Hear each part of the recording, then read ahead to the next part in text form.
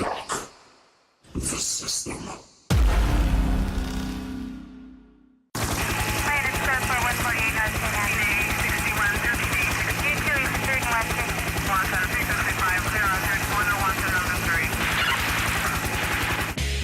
How you doing?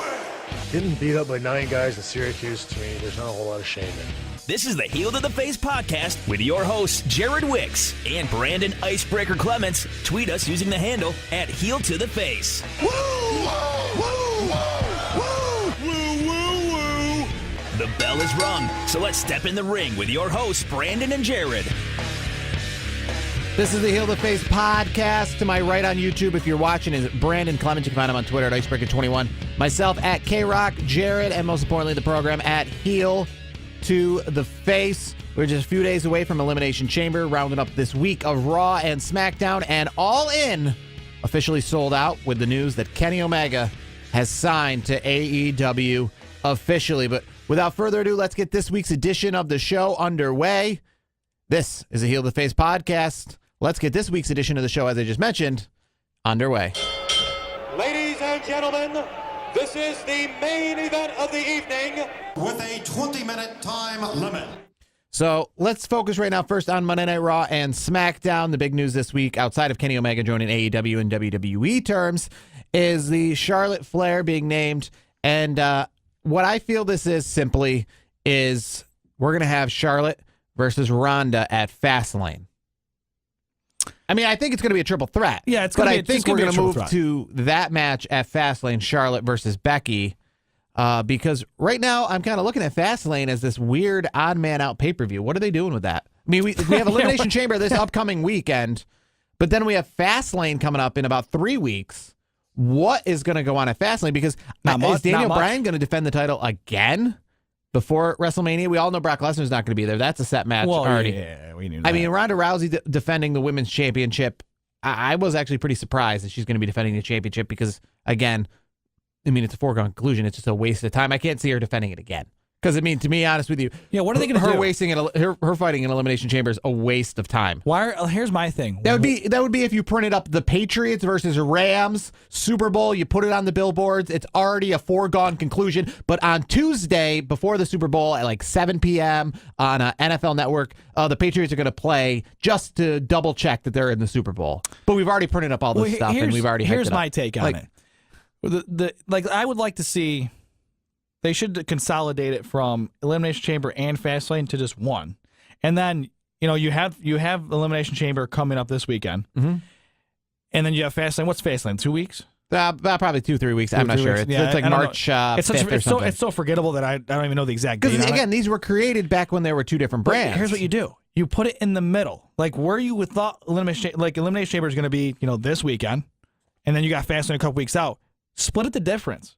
Make a pay-per-view right in the middle. Well, yeah, again, as I just said, these were created back when SmackDown and Raw last year were separate, so that's why they had separate pay-per-views because, they'd have a Raw before WrestleMania pay-per-view, a SmackDown. But now that they're all on the same show, I have no idea what are they going to sell for Fastlane. It's going to be Charlotte versus Becky Lynch, I guess. And probably what is going to be the winner goes on to WrestleMania. Obviously, I still think no matter what, it's going to be a triple threat, but I think that's going to be what they're going to sell. Well, here's what's going to happen. So if you are right, which you are Nosta Jared, you usually get these right. So if they do Fastlane where it is Becky Lynch and Charlotte Flair, it's going to end in a draw, and you're going to throw them both in at the WrestleMania. That's how I look at it. That's how they're going to put on a good show, and then nobody wins. And then it's just it's the cop out way of making it a triple threat, which is what we were going to do anyways. Yeah, I mean that's what this was this past week, a cop out way, because I mean Becky's not. What real reason did they have to do what they did? Suspend her 60 days just for what? Yeah. Oh, and by the way, 5 days after WrestleMania. Okay, we're gonna make some things work. It's not gonna. There's something's gonna happen between now and then. There's no way they're leaving Becky Lynch as long as she is healthy. There's no way she's off the card at WrestleMania. Yeah, there's no way that they would hype up their own main event and then take it away. There's no way that Vince McMahon would say, "I agree, that would be an amazing WrestleMania main event, but we're not going to have it." Yeah, I don't see it happening. I think it's just all obviously per usual. Creatives doing some odd things. I don't know. They're just trying to waste some time. They realize they got a lot of shows to fill between now and WrestleMania, including 2 pay-per-view events. And Becky Lynch right now is, she's the most interesting part of wrestling right now, honestly. In WWE, yeah. In WWE, yes, yeah, in WWE.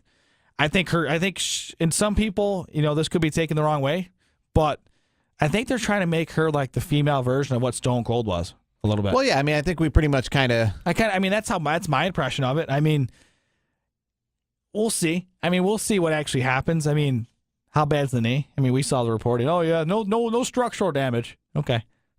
You said last week that it was. I think she grabbed the wrong knee initially. Yeah, she did when she fell out of it. I still have to watch that, by the way. I got to check that out. I'll have to make sure. Now, back to Raw. Speaking of injury and speaking of somebody out, Mustafa Ali. Let's focus on that right now. Mustafa Ali out for the Elimination Chamber. Kofi Kingston takes his place. That's a real odd spot. I mean, one of the New Day guys. I mean, it's a similar style.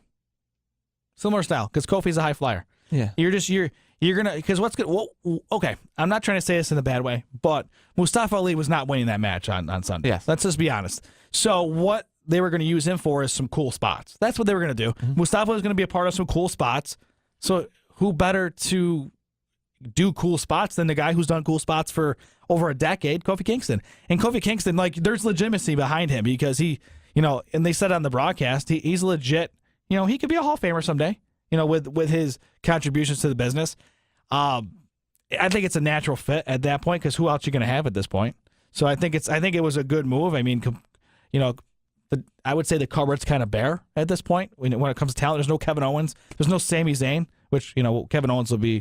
He announced on Raw he's going to be back here in a month or so. He did one of those silly like WWE style videos where they put his name and big graphics up on the screen. Yeah, and he threw a gutter ball. That was great. Yeah. We now we know we can't bowl, so that's good. But I mean, back to Mustafa, he was not winning. So I mean, Kofi Kingston, I'm fine with it. And speaking of Kofi Kingston, he had a great match, or I should say matches. I guess you can call it a gauntlet match. He did well. I think he lasted like almost an hour or close to something like that. He didn't win. I think Randy Orton, if I'm trying to remember correctly, because I was kind of dozing off. Randy Orton won at the very last second. Yeah, I was going to say Styles came in, and then I think Styles, because I'll be honest, I was half asleep watching. Styles, I think, put the calf crusher on him, and then he beat Kofi, and then RKO. They've been doing a lot more, I want to say, than in years past when it comes to the Elimination Chamber. They've been doing a lot more qualifying stuff when it comes to Randy Orton, who, like, this whole week's Raw and SmackDown was about who's going to be the first to start in the Elimination Chamber for the women, who's going to be the last to come out in the men. Like, we never knew that before. We might have had it for maybe who's going to start or who's going to end one of the chambers, and while another chamber is completely in the dark. Now we know, like, they've been fighting for who's going to start the women's chamber, who's going to end the women's chamber, who's going to end the men's chamber. Like, it's literally like if the Royal Rumble, like, they had a qualifying for every single spot. Yeah, it's like, yeah, like who's going to be number 30? Who's going to be number 1? Who's going to be number 15? Let's keep some surprises there. You're really taking the surprise. Because now we know the women, out. And we know who's going to start the Elimination Chamber with the women. Now we obviously just had the match who's going to finish it out with the men. I don't like it. I think they're overdoing it. I think what they need to do is go back to what was not an issue before. Let it, where they had the light go around like the whole the Elimination Chamber. And they make that, they have like a music, do, and then you kind of like, he's coming out or she's coming out, Like, let's not make it so predictable. It's frustrating. I think they're overdoing it. I think that's the best way to look. I think they're overdoing it. We'll get to the, the matches and what we think later, but I mean, back to, I'm going to bounce back to Raw. So what are your thoughts on Elias right now? Like, what are they doing with Elias? Like his whole thing this week was what? He got interrupted. Yeah, that was kind of interesting. I mean, put him in matches. I think they're doing with Elias what they did last year with Rusev. Remember how hot Rusev Day was? Yeah, Rusev Day was it was blazing. And they didn't really do much with it. Well, here's my thing. Elias is not, hey, Rusev's a good wrestler. I'm not going to discount that. I mean, they should have used him more, honestly, at that point. But I mean, the way that he was hyped up last year, I could see him. He should have went for the world title at least one time or something. I think Elias should too. Elias is on fire. Anything he says, the fans are buying in. So, like, literally, it's the great thing about Elias is he trashes the city that they're in, and they still cheer him. I love it. He's so over right now, and Put a belt on them. It doesn't have to be, the Universal Championship. It can just be like, the equivalent, of either Intercontinental or the equivalent, the U.S. title. To me, I'm a little frustrated with that. I mean, I would say this. The go-home shows before this pay-per-view were kind of eh. The only thing that saved it in my book this week was I thought the gauntlet match was good. Yeah. That was, to me, the rest of the stuff kind of go, I could just, like I normally do, just throw them out. Throw the papers out. Because it wasn't, to me. The Revival became new World Tag Team Champions. Yeah, Raw Tag Team that was Champions. good. Okay, I'll give you that. That was, to me, that was the highlight, probably the highlight of Raw, or one of the two highlights besides, I guess, the whole storyline with Becky. But, yeah, I'm happy. Revival. I mean, it only took them to say, yeah, I'm quitting to get a championship, I guess, right? Because you know what would have happened if they would have, if WWE said, yeah, we'll see you later, they're going to AEW. No doubt about it. I mean, everybody kind of assumes that they're going to go to AEW because, AEW will appreciate them like WWE is kind of, hasn't in since they've been up. So kudos to them. They stuck it out. I mean, here's the thing. They threatened to leave and then said, hey, you know what? We'll go somewhere else if you're not going to, we don't want to be here if you're not going to use us the right way. And guess what? Not too long after their little threat, look what happens. They're champions. It's an odd pairing between Gable and Rude. Let them be singles competitors at this point. I don't like them as a tag team. I think it's odd. I mean, Gable is not getting enough push. Rude's not getting enough push. Why make them a tag team? I think it's just creative being lazy. To me, why have two solid singles competitors as a tag team? We have enough tag teams. Even if you bring somebody up, you got heavy machinery up. Yeah. Bring another team up. We have enough guys and gals down in NXT that would enhance the product on the main roster. So split them up. Actually, the only thing I like about this whole Gable and Rude thing is maybe they do have a tag match coming up, and then they break up, so to speak, and the fallout happens. Maybe they make we that. already got a tag team that seems like they're going to break up sooner than later with The Miz and Shane McMahon. Yeah, but WWE could do it on both sides. Honestly, Raw and SmackDown, they could do one on each and say, "Oh, hey, they had a great run. There's tag champs. Things are falling apart. Some, he screwed him. I can see that. Can I just say that it's not long for me living here in Syracuse. Because when I watch SmackDown, it's just that kind of stuff is just so frustrating. I'm talking about The Miz and Shane McMahon. When they gave the pop and said, who's our favorite baseball team? And when they were doing the tag team thing where they were going to who's a better tag team because they know about each other. And The Miz said, the Toledo Mud Hens. I know. And it got a pop like it would SU basketball here. Yeah, like if you would have said, like we're currently, if you watch us outside of Syracuse, in a transition where we've pretty much lost our baseball team's identity. Now it's not our team anymore. It is just another generic minor league baseball team. It's Syracuse. It used to be Syracuse Chiefs. It has been forever, and now it's the Syracuse years. Mets. Yes. So there showed right there what it's like to have a team where you have your own identity. You're because invested. it wasn't about like that. They didn't mention the major. They're like it was all about Toledo. And that place like went crazy when they mentioned the Toledo team. It would be the equivalent of almost like mentioning like the Syracuse Crunch around here too. Yeah, because Syracuse Crunch, yes, they're affiliated with the Lightning, but here's the thing. Like when they said Toledo Mud Hens, it wasn't just like it was like they just mentioned like Syracuse basketball or they something like that. That's our thing. Like that's our I team. saw a couple of people actually in the crowd when they said that they had like shirts or Toledo Mud Hens. They were like waving them like flags, like hey, I'm wearing that shirt. Well, I think right somebody now. had like I don't know if it was a foam finger or something, but it was like a seat or something. Yeah. They said Toledo Mud Hens. I'm like, I thought of you because I know you're the AAA guy. So because that's oh. what I'm talking about. We're not saying That's I'm cool. not. I mean, it's just that's the kind of love I wish we got here. Like if they mentioned like who loves the Syracuse Chiefs and like the War Memorial just exploded and people were like Chiefs, like got all into it. Instead they'd just be like who, what? They Are they talking like what Chiefs? Like they'd have probably booed because they were talking about Kansas City Chiefs because that's just how low the Syracuse Chiefs were like on the radar in this town. Which is unfortunate because baseball is it's America's pastime. Yeah, so. it would have been like, that would have been to get that kind of pop here. It would have been like for like the Yankees or something. It'd have been like, I would say this if say they were going to do like record a Raw or SmackDown here, to me it would be like they would probably take a jab at Boeheim or something. Yeah. Something like that. Or Babers, but besides that, what are they going to talk about? Maybe the Crunch? No. They could do the Crunch at a live event here in Syracuse, but They might have. So I don't know about it. AEW announced this week at their tickets on sale party, which will be at the MGM Grand. One of the last major events was Pacquiao versus Mayweather at the MGM Garden Arena a couple of years ago. They'll be selling that place out equally for the AEW Double or Nothing show in May. Kenny Omega officially signed with AEW. He'll be one of the executive vice presidents, joining the Young Bucks, joining Cody. Christopher Daniels will be head of talent relations. You got Hangman Adam Page. You've got a bunch of talent from AAA, which is the top level of wrestling in Mexico.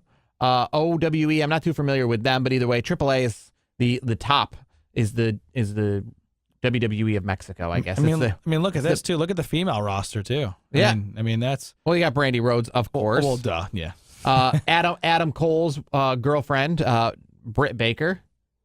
Oh, Dr. Britt. Yeah. Doctor. Well, she is really a doctor. She's a dentist. Is she really? Yeah, out of the Pittsburgh area. Yes. Oh, that's she cool. really is. So there's still a lot more to be seen, and a lot more to be had. But May 25th, it's already sold out. Sold out in 4 minutes. So 4 minutes. Wow. I will say this though, it is a perfect name for a pay-per-view event. Double or Nothing in Vegas. That's great. Then you got the logo with the chips. Yeah. That's awesome. That's well done. Well done, AEW. But this isn't all in. This isn't just a single event. This is the start of what is going to be a weekly television show. Yeah, they're going to be competing. I mean, they got the backing of the Khan family. So, when you have the backing of a billionaire like that who loves, I mean, it's funny. The owner's son is a big wrestling fan, and then now he's doing his own wrestling thing. This kind of reminds me of it. I want to talk about this next week, but I want to kind of allude to it right now. This past week, the Alliance of American Football began to a lot of rave reviews with all their different rules and all this stuff going on. And, so they don't have the names.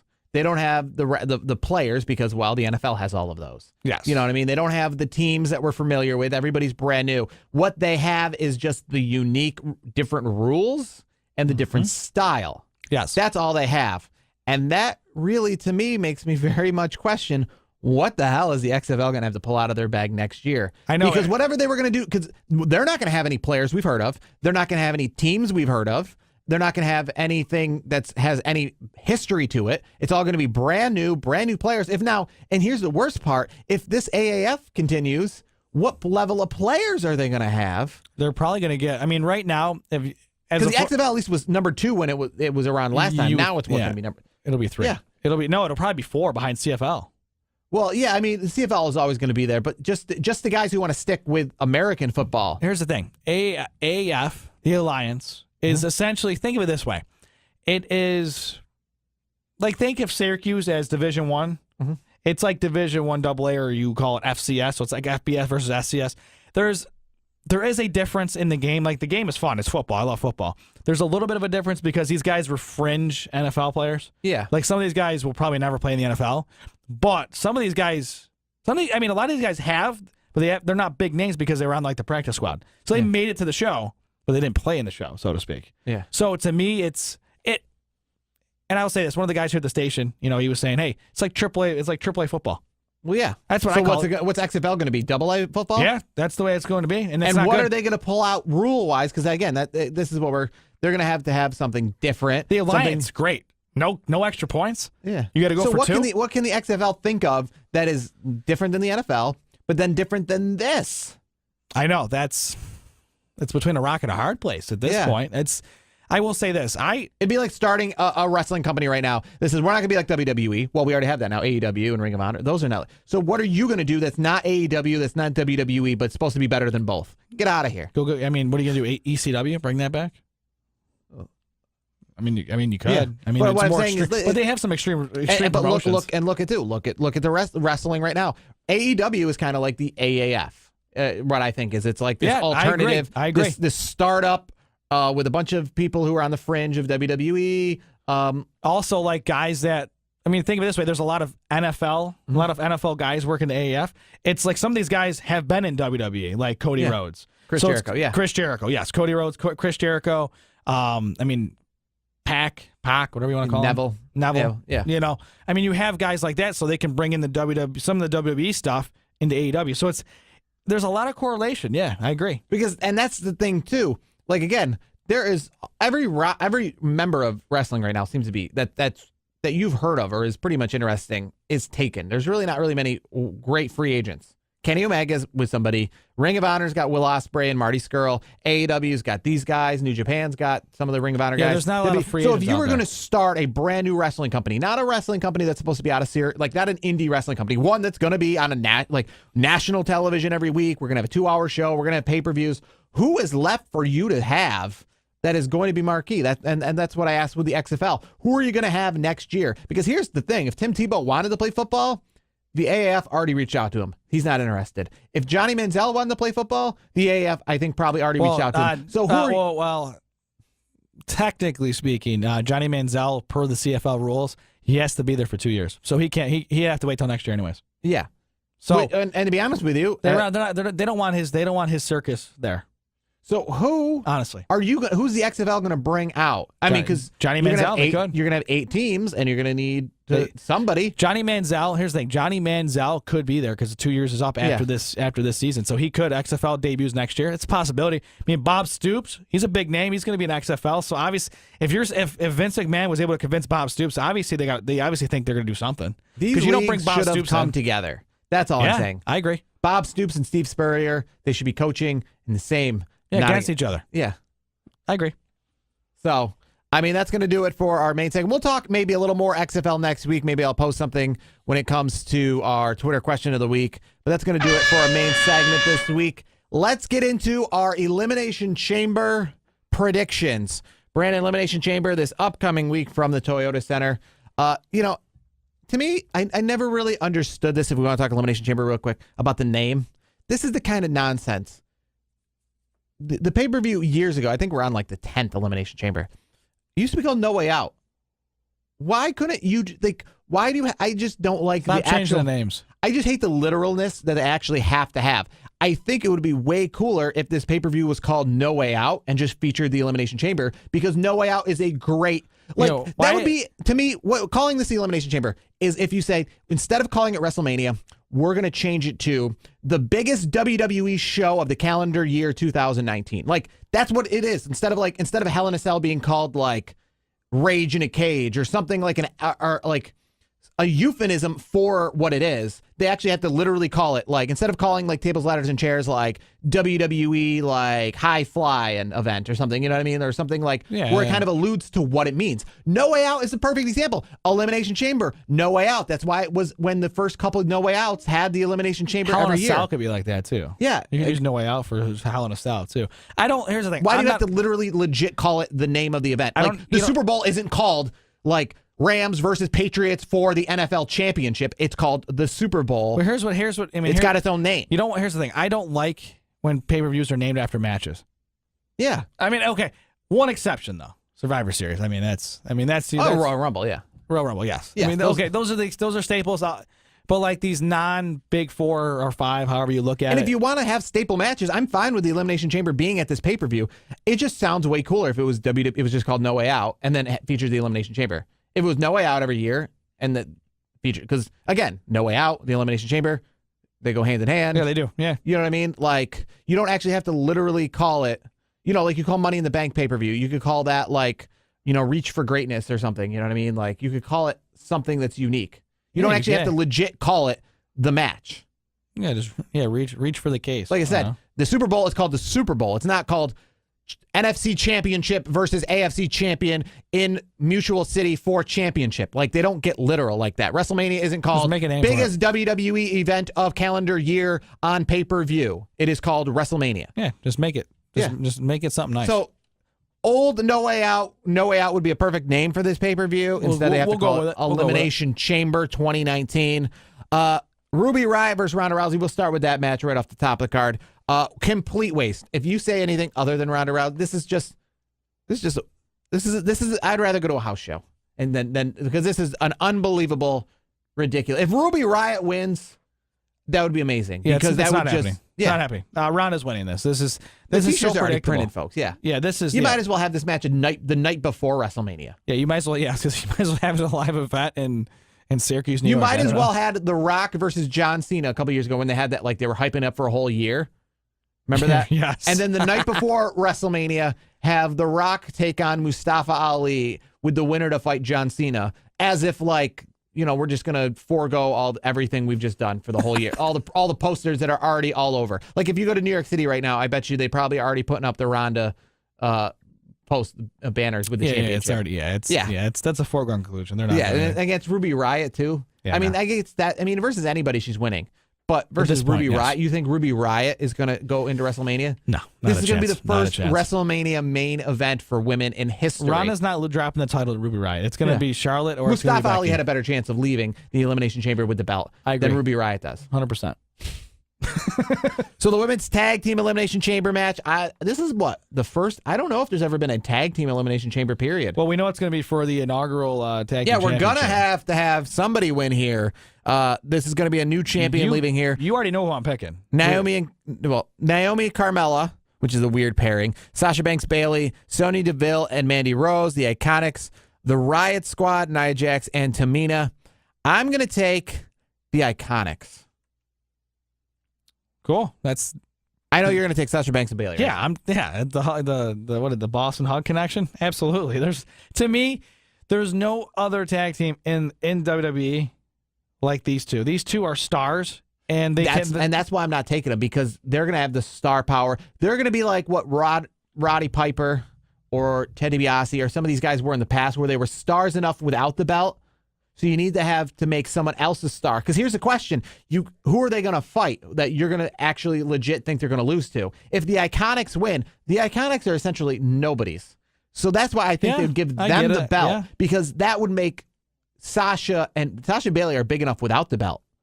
So that would hype it up, because if they were to fight, let's say at WrestleMania. But here's the thing. WWE is going to make a splash. They're not going to put I don't think they're going to put the Iconics, because for the inaugural women's tag team champions, I do not see them, putting anybody but superstars together. The only other team that's realistically going to win this, honestly, is Nia Jax and Tamina. The other, I'm sorry, no offense, I don't see the other teams. The Iconics remind me of Carmella, when they gave her the belt, because they were like, well, how can we can't make her like legit as a challenger. The only way that we could actually make it seem legit is if she's already the champion. It's the inaugural championship. You're not going to put it on somebody that you're not. If WWE puts on Iconics, you could say next week on the show, I told you so, and I'll eat crow. That's fine. I'll totally eat crow. That's fine. I just don't. I see Sasha and Bayley doing it. I think they're the perfect duo to, move forward in this whole women's evolution, and be the flag bearers of the women's tag team division, going forward.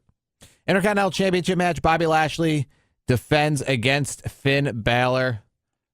I see Bobby Lashley leaving still with the belt. I'm going to go with Finn. You're going to go with Finn? Yeah, I'm going to go with Finn. I think, WWE's got to do something with Finn. So I'm just going to say, just out of that, I'm going to say Finn. Baron Corbin versus Braun Strowman. Nothing on the line really here. I'm going to go Baron Corbin, because I see maybe Braun and Kurt Angle versus Baron and Drew McIntyre at WrestleMania. Or yeah, I was going to say, the obvious answer is Braun. But I think Baron's going to do something, kind of shady and win the match. Yeah, they got to. And don't forget, we still have Fastlane. Don't even forget me. We still have that in front of us, and they're going to have to. They might put that as a tag team. Remember these pay-per-views are 4 hours, so they can't even pull out Fastlane like just a 2-hour WWE Network special. That's going to be that's Fastlane in the future is going to be what the length of WrestleMania was 3 years ago. So that's a hard sell when I can't even think of what match you're going to put on that entire card. Yeah. And yet you have 4.5 hours or so to fill it. Good luck.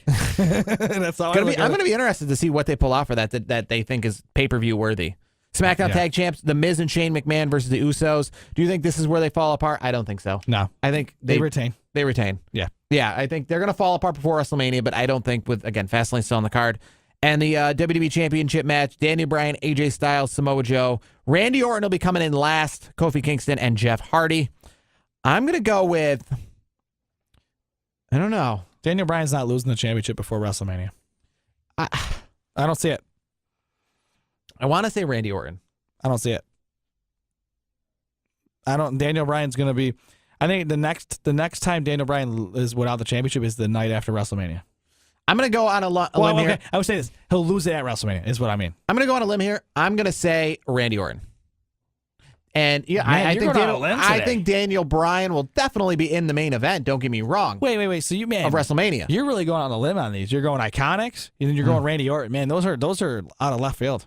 I'm going Randy Orton. If you're right, I'll eat crow. That's fine. Because I just think how else are you going to fit these guys into WrestleMania? And it's better. It'd be better if Daniel Bryan's the challenger. Not better, but it gives more intrigue to who's gonna. I mean, what are you gonna do with Randy? I get it. Yeah, give him the belt, and then have Daniel chase the belt, and maybe have AJ chase the belt, and maybe have a triple threat match there. Okay, I'm okay with that. But here's the thing: I don't see Daniel losing it until WrestleMania. You have an early prediction to who you think he'll be fighting at WrestleMania with the belt? AJ Styles. AJ Styles. Yep. So why does AJ Styles going to get another chance at it? He's just going to earn. They're just going to earn another chance. You think at Fastlane they're going to have a number one contender match? Probably. Yes, I do. I think Daniel Bryan wins, and then they might have like a fatal 4-way at Fastlane. Winner gets to face Daniel Bryan at WrestleMania, and it'll be AJ Styles. All right. So that's it for our Elimination Chamber predictions. To my right, if you're watching on YouTube, that's Icebreaker21, Brandon Clements, myself at K-Rock, Jared on Twitter, as well as the program at Heel to the Face. Elimination Chamber this upcoming week. Make sure to subscribe to us on YouTube and listen to us on iTunes, Spreaker, Spotify, iHeartRadio, wherever you can find us at Heel to the Face Podcast. Till next week when we wrap up Elimination Chamber and hopefully get you ready for Fastlane and maybe even talk more XFL. Who knows? Till then.